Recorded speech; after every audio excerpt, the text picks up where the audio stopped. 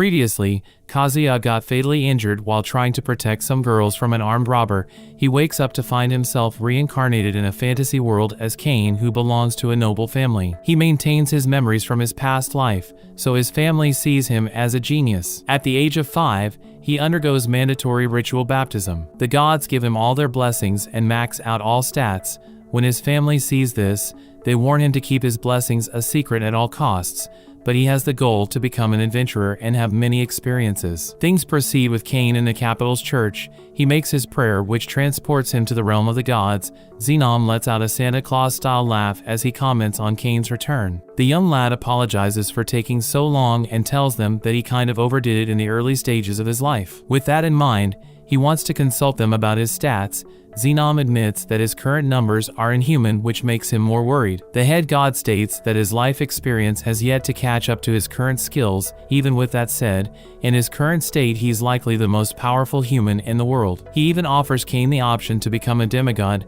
This would put him in the same class as holy beasts and divine dragons. However, he warns him that in his current state, there are limits to what he can do alone, so he shouldn't test those limits. Xenom changes the topic of discussion to a lighter note as he points out that there isn't much entertainment in their realm, so he suggests that he uses his knowledge from his previous life to create something. This gets Cain thinking that maybe if he could introduce items that don't exist in his current world, they would likely become popular. Xenom agrees with his thoughts as he can read them, which startles Cain a little. The merchant god joins to ask if he can do it. Cain later returns to the world and is forced to accompany his mother and sister while they shop for clothes, but he's not comfortable in the shop, so he escapes. As he dashes out, he spots Parma outside and rushes over to say hello to her.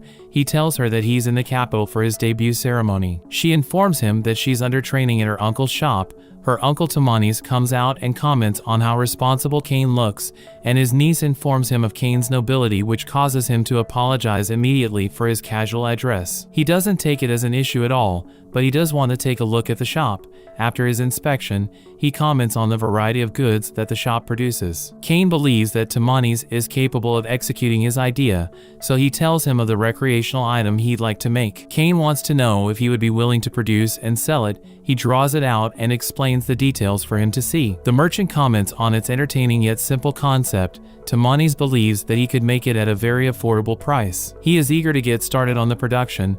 This gets Cain excited, but he wants a prototype of it first. The guy leaves him with a gold coin to cover the expenses. Tamanis gets up a little shy as it is too much for the task that he has set. Cain puts him at ease, explaining that he should think about it as an upfront investment.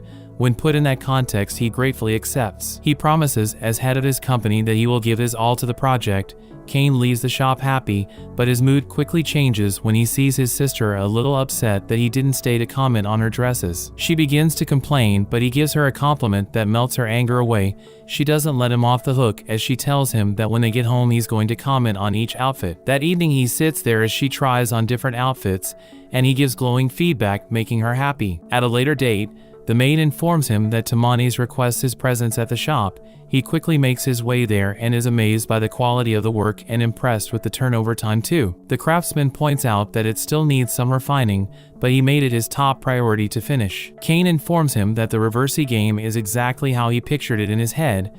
The boy suggests they have a little game to test it. He plays again with Parma while explaining the rules in real time to them. Tamanis get excited because he is certain that the game will catch on. Cain feels a little guilty taking the credit since it's a classic game from his previous life. Parma comments on how fun it was to play and wants to have another game. With such positive feedback, he would like to produce a regular version and a separate one for nobles. He is sure that the upper class would want a fancier looking product, but he wants the regular version to be something anyone can afford. Cain greenlights 50 noble versions and 1,000 regular versions for manufacturing. They can draft a contract to produce more as needed, which would be determined by sales. Tamanis notes that his company doesn't have surplus funds, so Cain happily provides him with the bag, which surprises him. With such confidence placed in him, he promises to do his utmost best again. Cain feels a little uncomfortable with the bow, so he pleads for him to stop as it is only an upfront investment. Tamanis suggests they draw up a contract and present it to the god of commerce. They take their sample to the altar and swear to the deity that they will each uphold their end of the contract. It gets accepted as it vanishes.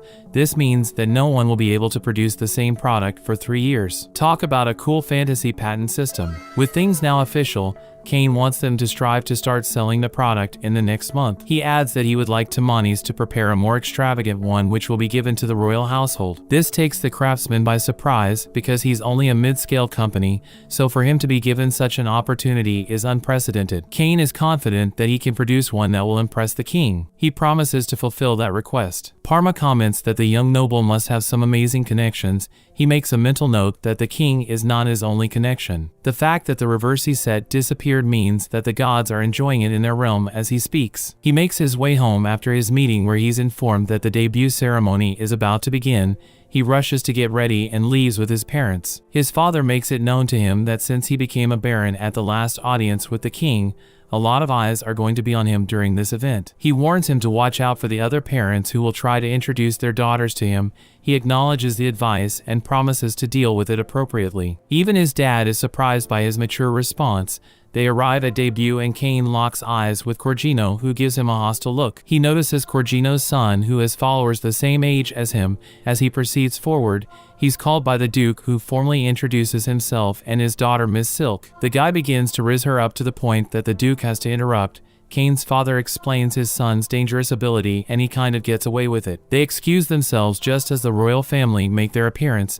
The king gives a speech to inspire the next generation of elites and ends it with a posh toast. Everyone then lines up to give their greetings to the king and his family. When it's Cain's turn, he introduces himself perfectly and compliments Telestia to the point that she gets flushed, causing the king to pull him up on his silver tongue. He just got the royal city boy seal of approval. Cain turns his attention to the king and presents the Reversi game that he developed in cooperation with the Sarakin Company. The king is interested, so he invites him for a private audience later where he can explain the game and they can discuss his treatment of the princess. His dad wasn't aware of his game development project.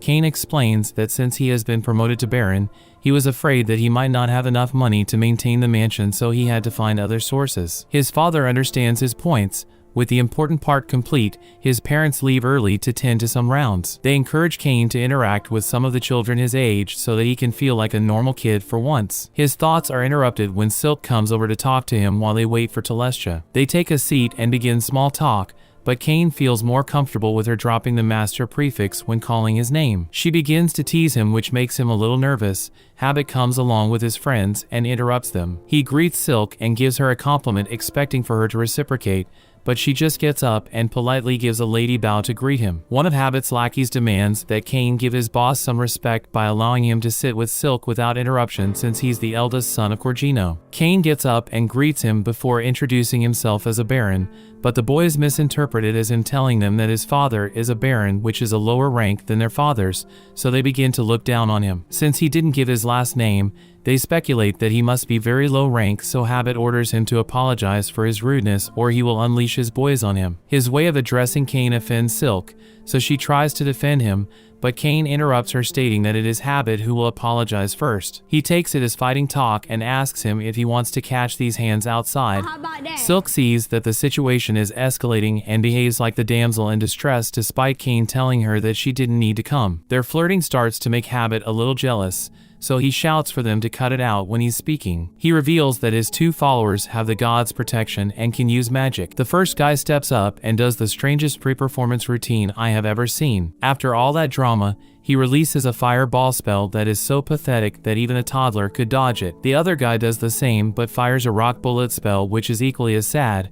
As they prepare to attack again, Silk stops them and tells the trio that Cain is not the son of a baron but is rather a baron himself. She reveals that he's the third son of Garm and he is the one who saved the princess and herself from an army of 30 orcs single-handedly. The trio step back in shock because they heard about their age mate's achievements. She orders them to bow since he outranks them significantly. They plead for forgiveness for their embarrassing stupidity and excuse themselves. Silk finds the whole situation amusing. She confronts Cain about him knowing that they were mistaken but still let them act out so that the reveal would be all the sweeter. She comments that he has a dark side and promises to tell Telestia about it. He pleads for her not to, so she promises not to say a word as long as he goes on a date with her.